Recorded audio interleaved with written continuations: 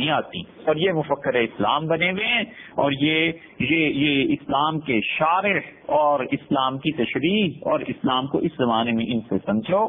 یہ 2-4 روایتیں دیکھ لیں بخاری شریف کی، تو کہیں ایسے نہ ہو ولیعذ باللہ کہ ایمان سے ہی ہاتھ دھو بیٹھے کہ بخاری پڑھ کے تو قرآن پہ ایمان باقی نہیں رہتا۔ الغرض ایسی متعدد روایات ملیں گی۔ وقت کم ہے، اتنی مثالیں دے دی نا، 9-10 ہو گئی۔ آپ چاہیں تو 100 مثالیں اس کی دے سکتے ہیں، 100 سے زیادہ مثالیں اپنی کتابوں سے نکال کے دے دیں، جن سے پتہ چلتا ہے کہ قرآن کریم میں ولیعذ باللہ تبدیلی کوئی نہ کوئی چیز ہوئی ہے۔ اور پھر جن چیزوں پر اعتراض ہے، اب جو آخری بات اس سوال کے سلسلے میں آپ کے سامنے رکھنا ہے وہ یہ ہے کہ یہ قرآن کریم میں اختلاف اور یہ چیزیں تھیں بھی یا نہیں تھیں؟ بالکل تھیں بھائی، اور اس کی اصل کہاں سے ہے؟ ہم اور کہیں کیوں جائیں؟ ہم امام بخاری رحمت اللہ علیہ کو لے لیتے ہیں، اور امام بخاری رحمت اللہ علیہ نے اپنے ہاں جو احادیث نقل کی ہیں فضائل القرآن میں، ان کی ایک روایت کو ہم پڑھ لیتے ہیں تھوڑی سی تشریح کے ساتھ کہ قرآن کریم کو جمع جو کیا گیا، کیا یہ اختلافات تھے نہیں تھے؟ اور یہ بھی روایت در حقیقت تقویت دیتی ہے اس شبے کو کہ قرآن کریم اصل میں محفوظ نہیں رہا ولیعذ باللہ۔ امام نے قائم کیا ہے باب جمع القرآن کا کہ قرآن کریم جمع کیسے ہوا ہے، اور پھر وہ روایت لائے ہیں اس میں اپنے استاد موسیٰ رحمت اللہ علیہ کی، اور انہوں نے یہ بات بیان کی ہے حضرت انس بن مالک رضی اللہ عنہ سے سارے سلسلہ سند کے ساتھ، کہ انس بن مالک رضی اللہ عنہ نے یہ بات ارشاد فرمائی۔ تو انس بن مالک رضی اللہ عنہ کی شخصیت اس سے کہیں زیادہ آگے کی ہے کہ وہ حضور اکرم صلی اللہ علیہ وسلم کے متعلق ولیعذ باللہ یا قرآن کے متعلق یا اپنے دوستوں صحابہ کرام رضی اللہ عنہ کے متعلق کوئی غلط بات کہتے، اس کا مطلب یہ ہے کہ یہ سند تو ہو گئی ٹھیک۔ اور وہ کہتے ہیں کہ ان حذیفہ بن یمان، حضرت حذیفہ رضی اللہ عنہ قدم علی عثمان، حضرت عثمان رضی اللہ عنہ کی خدمت میں حاضر ہوئے۔ وکان یغازی اہل الشام فی فتح ارمینیا و آذربائیجان مع اہل العراق، اور وہ آئے ہیں اس وقت جب آرمینیا کی فتح ہوئی۔ یہ آرمینیا جو ہے سیدنا عثمان رضی اللہ عنہ کے دور خلافت میں فتح ہوا ہے، اور اس وقت صورتحال یہ تھی کہ لشکر مسلمانوں کے چاروں طرف فتوحات تھی، پھیل رہے تھے، اور عراق پر سلمان بن ربیعہ باہلی رحمت اللہ علیہ تھے، انہیں حضرت عثمان رضی اللہ عنہ نے بھیجا تھا۔ اور اہل شام اور عراق، شامیوں اور عراقیوں کو دونوں کو حکم امیر المومنین رضی اللہ عنہ نے یہ دیا کہ تم لوگ جمع ہو جاؤ، فوجوں کو اکٹھا کر لو۔ اور شام والوں کے ہاں حبیب بن مسلمہ فہری تھے، اور حضرت حذیفہ رضی اللہ عنہ جو تھے یہ شام والوں کی لڑائی میں شامل تھے، مسلمانوں کے ساتھ عام لشکر میں شامل تھے، لیکن اصل میں مدائن کی جو حکومت تھی وہ حضرت عثمان رضی اللہ عنہ نے انہیں دی تھی۔ مدائن میں اپنا انچارج گورنر جو بھی کہیے امیر مقرر کیا تھا، تو مدائن میں یہ تھے، وہاں سے یہ اپنی فوج لے کر چلے، عراق میں آئے، اور مدائن جو تھا وہ عراق کے تابع آتا تھا، شام والے بھی جمع ہو گئے۔ اور یہ قصہ کب پیش آیا ہے؟ یہ قصہ پیش آیا ہے 25 ہجری میں، اور خلافت حضرت عثمان رضی اللہ عنہ کی، اور بعض حضرات کا خیال یہ ہے کہ 22 یا 23 ہجری میں یہ پیش آیا۔ حضرت عثمان رضی اللہ عنہ نے اپنی خلافت میں ایک تقریر کی اور ارشاد فرمایا کہ یا ایھا الناس، لوگو، نبی کریم صلی اللہ علیہ وسلم کے انتقال کو ہو گئے 15 برس، وقد اختلفتم فی القراءۃ، اور تمہیں قرآن پڑھنا اس میں اختلاف آیا ہے، اب تک تم اختلاف کر رہے ہو۔ اس سے معلوم ہوتا ہے کہ یہ قصہ حضرت عثمان رضی اللہ عنہ کو پتا تھا کہ قرآن کریم پہ اختلاف ہے، اور حضرت عثمان رضی اللہ عنہ کی خلافت منعقد ہوئی ہے حضرت عمر رضی اللہ عنہ کی شہادت کے بعد، اور شہادت ان کی پیش آئی ہے 23 ہجری ذی الحج میں، یعنی رسول اللہ صلی اللہ علیہ وسلم کے انتقال کو اس وقت کتنے برس گزرے تھے؟ 13 ہجری میں انتقال ہوا نا نبی کریم علیہ الصلوۃ والتسلیم کا، تو 13 برس گزرے تھے۔ تو حضرت عثمان رضی اللہ عنہ نے خلافت کی زمام سنبھالی ہے، اور یہ واقعہ پیش آیا ان کے اس خطبے کا 25 ہجری میں، تو مطلب یہ ہوا کہ ان کی خلافت کا گویا کہ دوسرا تیسرا سال تھا، اور آرمینیا اسی زمانے میں فتح ہوا ہے۔ اس لیے بعض بڑے بڑے لوگوں نے، جن کا نام لینا مناسب نہیں، ان اہل علم سے رحمہ اللہ بڑی بڑی خدمات ہیں اللہ کے ان بندوں کی بھی دین میں، لیکن تاریخی طور پر ان سے تھوڑی سی اس میں بھول ہو گئی ہے۔ انہوں نے اس خطبے کو ذکر کر دیا ہے کہ 30 ہجری میں یہ پیش آیا، لیکن 30 ہجری میں ہو نہیں سکتا۔ تاریخ دیکھ لیں آرمینیا کب فتح ہوا ہے، اور یہ سارے حضرات کہاں پہ آپس میں ملے ہیں، سلمان بن ربیعہ باہلی اور یہ حضرت حذیفہ رضی اللہ عنہ اور حبیب بن مسلمہ الفہری رضی اللہ عنہ، یہ سب کہاں ملے ہیں، اس لیے ہو جاتا ہے، بڑا بھی چوک جاتا ہے۔ اللہ ہی ہے جس کا علم کامل ہے، اور حق تعالی شان ہوئی ہیں جس میں کوئی عیب نہیں، ہو جاتی ہے بسا اوقات۔ تو اس لیے بعض بڑے بڑے لوگوں نے اس کو 30 ہجری کا واقعہ لکھ دیا ہے، وہ صحیح نہیں ہے۔ کوئی تحقیقی کام کرے گا تو اسے کل کو اس بات کی مدد ملے گی۔ 30 ہجری میں اس میں حضرت عثمان رضی اللہ عنہ کی خلافت کے تیسرے برس میں یا دوسرے برس میں یہ اختلاف ہوتا ہے۔ تو کیا ہوا، حضرت حذیفہ رضی اللہ عنہ تشریف لائے، فافزع حذیفہ اختلاف فی القراءۃ، اور حضرت حذیفہ رضی اللہ عنہ ڈر گئے، شدید خوف ان پر طاری ہو گیا کہ یہ اختلاف قرآن کریم میں شروع ہو گیا ہے ان کے قراءتوں میں۔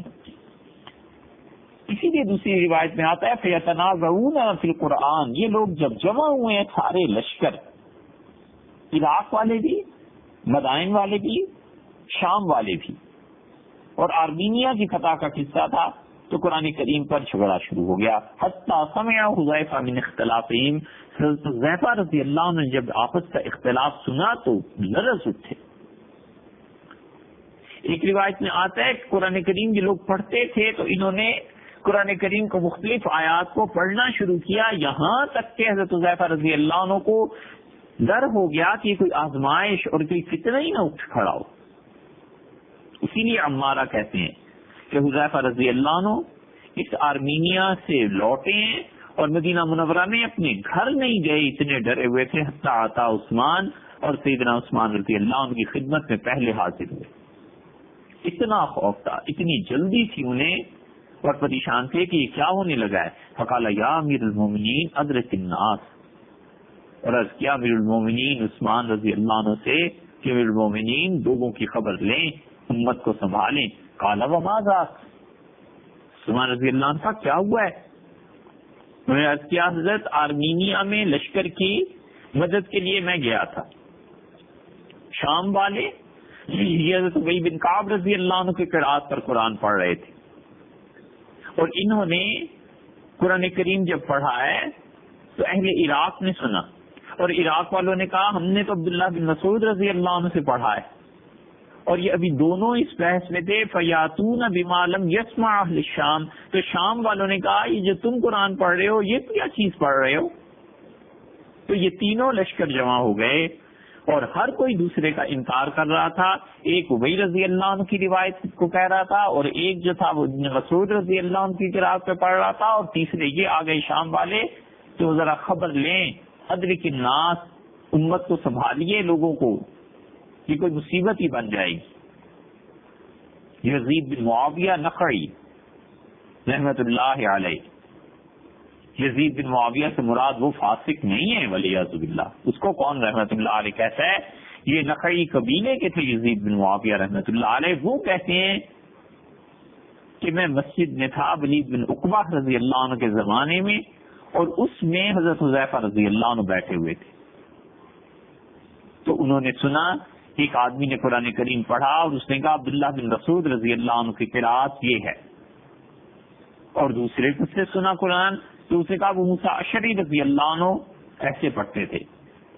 حضرت حذیفہ رضی اللہ عنہ کو بڑا غصہ آیا. ثم قام، اٹھ کھڑے ہوئے، حامد اللہ واثنى علیہ، اللہ کی تعریف بیان کی، اس کی حمد و ثنا کے بعد کہنے لگے کہ ھذا کان من قبلکم اختلفوا، تم سے پہلے جو امتیں تباہ ہوئی ہیں نا وہ بھی خدا کی وحی میں ایسے ہی اختلاف کرتی تھی جیسے آج تم قرآن سے اختلاف کر رہے. اس کا مطلب ہے اختلاف تو تھا نا.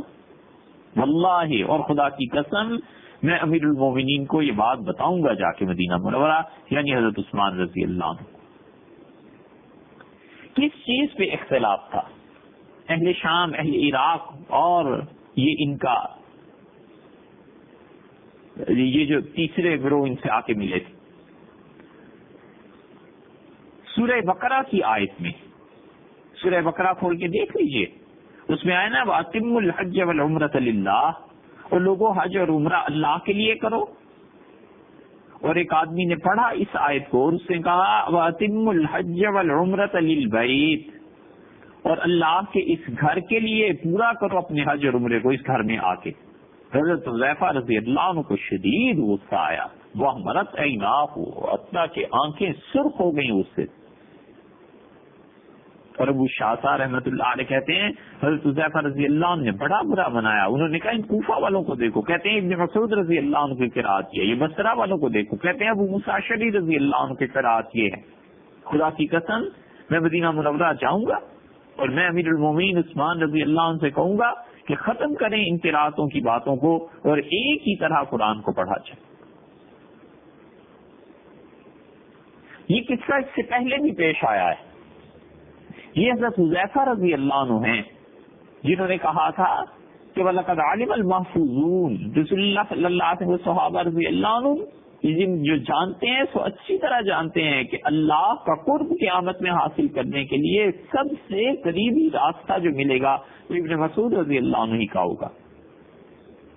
یہ وہی حذیفہ رضی اللہ عنہ ہے. ان حضرات نے اختلاف اور احترام کو جمع کر لیا تھا.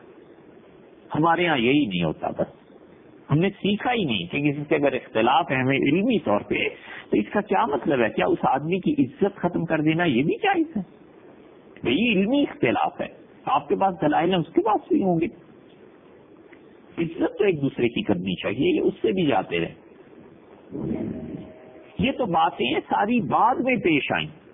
اس سے بھی پہلے کی بات اگر آپ دیکھیں تو عبداللہ بن مسعود رضی اللہ عنہ کی حیات طیبہ میں ہی ایسے ہوا ہے. حضرت حذیفہ رضی اللہ عنہ نے عرض کیا کہ حضرت مجھے یہ بات پہنچی ہے کہ آپ کہتے ہیں کہ میری قرأت ایسی ہے، فلاں کی ایسی، فلاں کی ایسی. ابن مسعود رضی اللہ عنہ نے کہا ہاں. حذیفہ رضی اللہ عنہ نے کہا کراہت ان یقال قرأت فلان وقرأت فلان، حضرت میرا جی نہیں لگتا، میں اسے گوارا نہیں کرتا کہ یہ کہا جائے کہ یہ فلاں کی قرأت ہے اور فلاں کی قرأت ہے. فیختلفون، یہ امت مختلف ہو جائے گی جیسے کہ اہل کتاب مختلف ہو گئے. جیسے تورات اور انجیل میں یہی چیزیں پیش آئیں اور وہی محفوظ نہیں رہی، اس امت کے ساتھ بھی یہی ہو جائے گا. اس سے معلوم ہوتا ہے کہ حضرت عبداللہ ابن مسعود رضی اللہ عنہ سے انہوں نے اپنی رائے کا اظہار فرما دیا تھا. اور یہ بعد میں واقعہ پیش آیا کہ شام، عراق، مدائن، یہ سارے لوگ یہ بعد میں ملے ہیں تو پھر وہی واقعہ بڑے پیمانے پر پیش آ گیا. اور ایک روایت میں آتا ہے کہ سیدنا عثمان رضی اللہ عنہ نے مدینہ منورہ میں قرآن کریم کے پڑھانے کے لیے جو اساتذہ مقرر کیے تھے وہ اپنے اپنے طریقے کے مطابق قرآن کریم پڑھاتے تھے. تو بچے آپس میں ایک دوسرے سے بات کرتے تھے کہ آج تم نے کیا پڑھا، میں نے کیا پڑھا. تو بچوں کا آپس میں جھگڑا ہوا کہ قرآن ایسے ہے، دوسرا کہتا تھا نہیں ایسے ہے. یہاں تک کہ یہ اختلاف ان بچوں کے اساتذہ تک پہنچا. تو اساتذہ نے آپس میں بات چیت کی. فبلغ ذلك عثمان، تو امیر المومنین عثمان رضی اللہ عنہ تک یہ بات پہنچی کہ آج دارالخلافہ میں مدینہ منورہ میں یہ بحث آج کل چل رہی ہے. تو حضرت عثمان رضی اللہ عنہ نے خطبہ دیا اور ارشاد فرمایا انتم عندی تختلفون، میں بھی زندہ ہوں، مدینہ منورہ میں یہ اختلاف کی حالت ہے، تو جو شہر مجھ سے دور ہیں اشد اختلافاً، اس میں اختلاف کا کیا عالم ہوگا۔ اور مصعب بن سعد رحمۃ اللہ علیہ کی روایت میں آتا ہے، حضرت عثمان رضی اللہ عنہ نے فرمایا کیا تم قرآن کریم میں شک پیدا کرنے والے بن جاؤ گے؟ کوئی کہتا ہے ابن مسعود رضی اللہ عنہ کی قرات میں آتا ہے، اور دوسرا کہتا ہے کہ خدا کی قسم ہم اس قرات کے علاوہ کوئی پڑھیں گے ہی نہیں۔ اور محمد بن سیرین رحمۃ اللہ علیہ کہتے ہیں کہ ایک آدمی قرات کو پڑھتا تھا قرآن کریم کو، اور دوسرے سے کہتا تھا یہ بات ایسے نہیں ہے، یہ ساری چیزیں امیر المومنین سیدنا عثمان رضی اللہ عنہ تک پہنچی، یہ فتنہ سر اٹھا رہا ہے۔ فکلم عثمان فی ذالک، سیدنا عثمان رضی اللہ عنہ نے کہا میں ضرور اس پہ بات کروں۔ عراق والوں کی طرف سے شکایات اٹھی، شام والوں کی طرف سے، حتیٰ کہ مدینہ منورہ، اور سیدنا عثمان رضی اللہ عنہ امیر المومنین تھے، خلیفہ راشد تھے، ان کا فرض بنتا تھا اور انہوں نے فرض اپنا پورا کیا۔ تو حذیفہ رضی اللہ عنہ نے کہا کہ عثمان امیر المومنین رضی اللہ عنہ اس امت کی خبر لیجئے قبل اس کے کہ یختلفوا فی الکتاب، یہ ہیں بخاری کے الفاظ، اس امت میں خدا کی اس آخری وحی پر ایسا اختلاف پیدا ہو جائے قرآن پر، اختلاف الیہود والنصارى، جیسے کہ عیسائیوں اور یہودیوں کا تورات اور انجیل کے بارے میں اختلاف ہے، قرآن ضائع نہ ہو جائے۔ ارسل عثمان الی حفصہ، حضرت عثمان رضی اللہ عنہ نے کہا کہ جاؤ حفصہ کے پاس۔ کس کو بھیجا یہ ہمیں معلوم نہیں پتا چل سکا کہ سیدنا عثمان رضی اللہ عنہ نے کس کو اس مقصد اور اس کام کے لیے بھیجا تھا۔ مسلمان جب تحقیق کرتے تھے اور تحقیق کرتے ہیں تو آپ تو کہیں گے کہ شاید یہ بہت چھوٹی بات ہے، لیکن جو وکیل ہوتے ہیں، جو مقدمہ ہوتا ہے، جو بحثیں ہوتی ہیں عدالت میں، ایک ایک چیز میں تنقید کرتے ہیں نا، اسی طرح یہ تنقیحات بھی ہوتی تھی۔ اس میں بھی بحث ہوئی کہ عثمان رضی اللہ عنہ نے بھیجا کس کو تھا، ہمیں نہیں معلوم گئی، ان کا نام نہیں معلوم ہو سکا۔ سیدنا عثمان رضی اللہ عنہ نے بہرحال کسی کو بھیجا اور بھیج کے کہا کہ انہیں کہیں حفصہ رضی اللہ عنہ کو کہ وہ جو نسخہ قرآن کریم کا لکھا ہوا ان کے پاس ہے وہ ہمارے پاس بھیج دے۔ یہ بات نہیں ہے کہ صرف حضرت حذیفہ رضی اللہ عنہ جا کے کہہ دیا اور حضرت عثمان رضی اللہ عنہ تک شکایات پہنچی اور آپ نے خود ہی فیصلہ فرما لیا۔ اس بات کو ابن ابو داؤد لائے ہیں اصل، اور وہ صحیح ترین چیز وہ ہے کہ حضرت عثمان رضی اللہ عنہ نے بلایا، لوگوں کو جمع کیا، صحابہ کرام رضی اللہ عنہ۔ حضرت عثمان رضی اللہ عنہ نے اپنی خلافت میں جو عہد کیا تھا نا عبد الرحمن بن عوف رضی اللہ عنہ سے، انہوں نے کہا تھا کہ کیا آپ اس طریقے پر چلیں گے جو وہ بکر اور عمر کا طریقہ تھا؟ تو حضرت عثمان رضی اللہ عنہ نے کہا بالکل میں چلوں گا۔ عبد الرحمن بن عوف رضی اللہ عنہ نے خلافت ان کے حوالے کی تھی۔ سیدنا عمر رضی اللہ عنہ بھی لوگوں کو بلاتے تھے، حضرت عثمان رضی اللہ عنہ بھی وہی طریقہ رکھا۔ اتنی بڑی بات پر وہ بھلا مشاورت نہ کرتے، انہوں نے بلایا۔ اور سوید بن غفلہ کی روایت میں آتا ہے کہ عثمان رضی اللہ عنہ نے پوچھا صحابہ کرام رضی اللہ عنہ سے، بڑے بڑے صحابہ کرام رضی اللہ عنہ سے کہ اپنی رائے دو کیا کریں۔ سیدنا علی رضی اللہ عنہ نے اپنی خلافت کے دور میں یہ بات کہی ہے، سوید بن غفلہ کے دور میں وہ کہتے تھے امیر المومنین سیدنا علی رضی اللہ عنہ لا تقولوا فی عثمان الا خیر، تم لوگوں عثمان کے بارے میں اچھی بات کے علاوہ کچھ نہ کہو۔ فواللہ ما فعل الذی، خدا کی قسم قرآن کے بارے میں عثمان رضی اللہ عنہ نے یہ فیصلہ کیا تھا کہ وہ اس قرآن پاک کو حفصہ رضی اللہ عنہ سے منگوا کر پھر عالم اسلام میں بھیجیں گے، یہ عثمان کا تنہا فیصلہ نہیں تھا، الا عمل منا، ہم سے پوچھ کے ہمارے مشورے کے مطابق کیا تھا۔ اور پھر سیدنا علی رضی اللہ عنہ جیسا سکا راوی، اور ان کے بعد بھی راوی سکا ہے، یہ نہیں ہے کہ بعد والے کوئی کمزور تھے، یہ روایت سے سند سے ثابت ہے کہ سیدنا علی رضی اللہ عنہ کہتے ہیں قال ما یقولون فی هذه القراءة، حضرت عثمان رضی اللہ عنہ نے شورا میں تقریر شروع فرمائی اور ارشاد فرمایا تم اس قرآن کے پڑھنے کے بارے میں کیا کہتے ہو، مجھے رائے دو۔ لقد بلغنی، مجھ تک یہ بات پہنچی ہے کہ اب لوگ یہ باتیں کرنا شروع ہو گئے ہیں کہ قراءتی خیر من قراءتی کا، قرآن پڑھنا جو میرا ہے یہ تمہاری قرات سے زیادہ اچھا ہے. وَهَذَا يُكَادُ أَن يَكُونَ كُفْرًا، ایسے نہ ہو کہ معاملہ کفر تک جا پہنچے. یہ فراست ہے سیدنا عثمان رضی اللہ عنہ کی. انہوں نے کہا ایسے نہ ہو کہ لوگ کفر کرنے لگے. یعنی قرآن کریم ایک ابو موسیٰ اشعری رضی اللہ عنہ کی قرات پر پڑھتا ہے، ایک ابن مسعود رضی اللہ عنہ کی قرات پر پڑھتا ہے، تو کہیں ایسے نہ ہو کہ ان کے شاگرد ایک دوسرے کو کچھ کہتے کہتے قرآن کی توہین کر بیٹھیں، کفر ہو جائے گا. قلنا فما ترى، سیدنا علی رضی اللہ عنہ کہتے ہیں ہم نے پوچھا کہ آپ کیا فرماتے ہیں، تو انہوں نے فرمایا کہ ارا ان نجمع الناس علی مصحف واحد، میرا خیال یہ ہے کہ ہم لوگوں کو ایک ہی قرآن کریم پر جمع کر دیں، اس امت میں کوئی تفرقہ نہ پڑے ولا اختلاف، اور اس امت میں اختلاف پیدا نہ ہو جائے قرآن کریم کا. پھر قرآن کریم پر میں یہ چاہتا ہوں. تو پھر جو بات کر رہا تھا وہ سیدنا علی رضی اللہ عنہ تھے، اور وہ ایسی ہستی تھی. حضرت عمر رضی اللہ عنہ ان کے بارے میں کہتے تھے کہ ابو الحسن نہیں ہے، اور بڑا مشکل معاملہ پیش آ گیا. اور عمر رضی اللہ عنہ نے کہا کہ اگر علی رضی اللہ عنہ نہ ہوتے تو عمر تو اس فیصلے میں، اس فتوے میں ٹھوکر کھا جاتا، عمر کو خطا لگ گئی تھی. سیدنا علی رضی اللہ عنہ جیسا آدمی، ان سے مشورہ عثمان رضی اللہ عنہ نے لیا ہے. تو علی رضی اللہ عنہ نے کہا کلنا، ہم سارے جو بیٹھے ہوئے تھے ہم لوگوں نے کہا فنعم ما رأیت، بہت اچھی تجویز ہے آپ کی حضرت، بہت اچھی بات ہے آپ کی.